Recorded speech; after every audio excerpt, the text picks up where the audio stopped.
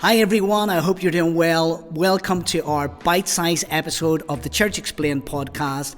We've got a great conversation lined up with Peter Wan, who heads up the Hope Church across in Taiwan. It's a new church plant going for a few years, and he's just seeing remarkable success in that church. But I want you to realize that as he shares this idea around what actually took him from being a good leader to a great leader. I want you to listen today to what he has to say as a leader in your environment, because I really do believe this will help you and bring great success into your life. Hope it helps you in all that you're doing.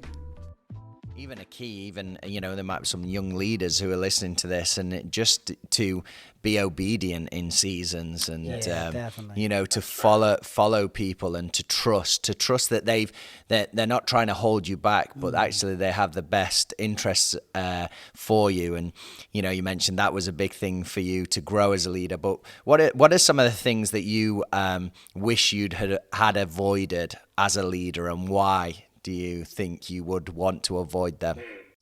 Well, that's good. I think, I'm still a young leader, right? So I think I'm only 38 right now. So I think there's still a lot I think I'm learning to avoid right now. But one of the things that I had to learn early on was, which I didn't understand early on, was that leadership really is not about the leader. Leadership is about the people that you're leading. Brilliant. And I think sometimes it's very easy to make leadership about the leader, because the word leader is in leadership. But I think it was a couple of years ago that God, really helped me switch my focus into thinking about it's not about me, but about the people that I'm leading.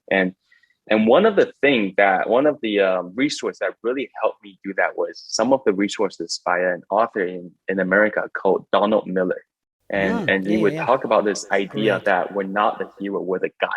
Yeah. And I remember coming across this book. Now, it wasn't like a church book or a Christian book or anything, but just that idea of we're not the heroes, we're just the guide. And wherever God has placed in my life or under my leadership, they're the real heroes. And my job is to actually empower them.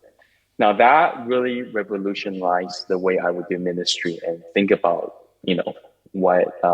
what my job description really is. And so I thought, when I was younger, I thought it was about me becoming the best possible version of myself. And I began to understand that a great leader is only a great leader because he led a great team, right? Like, it's not really about the person. Like, if you can lead a great team, if you can empower a great team, that's what makes you a great leader. There's no such thing as a great leader apart from the team, apart from the people that you lead. And so that really helped me shift my focus. And so to this day, I will share this with my leaders all the time too. I said, we're not the heroes, we're just the guide. It's kind of like Nike, right? Like, I think the thing that revolutionized the way Nike sell athletic shoes was that before that, people would talk about how amazing the shoe is. But Nike, when they put out the ad, it wasn't about the shoe. It was about the athlete, because the shoe is there to serve the athlete. So all these Nike ads would be about what the shoe does for the athlete, what the equipment does for the athlete. And I think that's kind of something that I had to learn in many hard ways, but very valuable lessons. And it's been serving me well, learning that lesson. Yeah, I think that's fantastic. Yeah, and great insights there, I think, for lots of leaders who are listening today. Because often leaders can get caught up with the fact that they think it is about them rather than about serving people. And you were saying there, Peter, some painful moments in there. For you, if you were to describe that, how long was that journey of transformation? I think it was when I reached 30. So 26 started, that international ministry, and it grew pretty fast. So it was 26, the ministry was growing. And when the ministry is growing, you think it's all about you, right? You think it's because the way I preach, it's about the way I do this and that. And then when I reached 30, I remember heading into my 30s, I'm praying to God and thinking, well, Jesus started his real ministry when he was 30 years old. And so I thought, okay, I'm going to start my real ministry. That's when the new season of anointing and all that's going to come upon me. And I'm going to be able to go to the next level. And I remember when I was on my 30th birthday, I was the ministry, like a lot of the people I was leading, they threw me a surprise party, a birthday party. So I walked into a restaurant. I thought it was just going to be me and a couple of guys having a meal, and there was like half the church was there, right?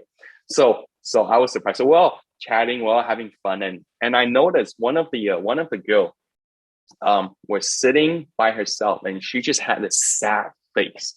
So I thought, what's going on? So I went over and asked her what's going on. And she, now I knew she had broken up with her boyfriend like a couple months ago. So I knew that. So, but then when I talked to her, she told me that her ex-boyfriend just got into a relationship with another girl that she knows, that we both know.